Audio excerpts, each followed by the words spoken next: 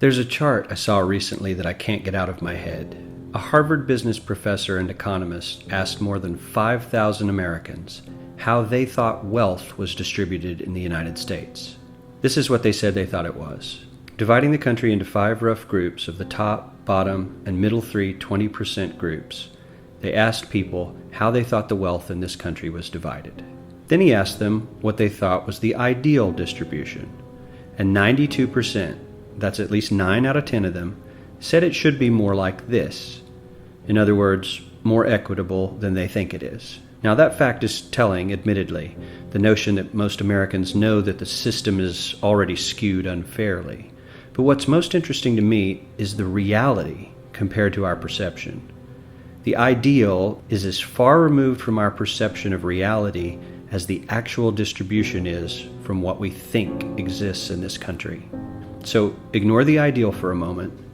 Here's what we think it is again. And here is the actual distribution. Shockingly skewed. Not only do the bottom 20% and the next 20%, the bottom 40% of Americans barely have any of the wealth. I mean, it's hard to even see them on the chart. But the top 1% has more of the country's wealth than 9 out of 10 Americans believe the entire top 20% should have. Mind-blowing. But let's look at it another way, because I find this chart kind of difficult to wrap my head around. Instead, let's reduce the 311 million Americans to just a representative 100 people. Make it simple. Here they are: teachers, coaches, firefighters, construction workers, engineers, doctors, lawyers, some investment bankers, a CEO, maybe a celebrity or two. Now let's line them up according to their wealth. Poorest people on the left, wealthiest on the right, just a steady row of folks based on their net worth. We'll color code them like we did before based on which 20% quintile they fall into. Now let's reduce the total wealth of the United States, which was roughly $54 trillion in 2009, to this symbolic pile of cash. And let's distribute it among our 100 Americans. Well, here's socialism, all the wealth of the country distributed equally. We all know that won't work. We need to encourage people to work and work hard to achieve that good old American dream and keep our country moving forward. So, here's that ideal we asked everyone about. Something like this curve. This isn't too bad. We've got some incentive, as the wealthiest folks are now about 10 to 20 times better off than the poorest Americans. But hey, even the poor folks aren't actually poor, since the poverty line has stayed almost entirely off the chart. We have a super healthy middle class with a smooth transition into wealth. And yes, Republicans and Democrats alike chose this curve. 9 out of 10 people, 92%, said this was a nice, ideal distribution of America's wealth. But let's move on. This is what people think America's wealth distribution actually looks like. Not as equitable, clearly, but for me, even this still looks pretty great. Yes, the poorest 20 to 30% are starting to suffer quite a lot compared to the ideal, and the middle class is certainly struggling more than they were, while the rich and wealthy are making roughly 100 times that of the poorest Americans and about 10 times that of the still healthy middle class. Sadly, this isn't even close to the reality. Here is the actual distribution of wealth in America. The poorest Americans don't even register.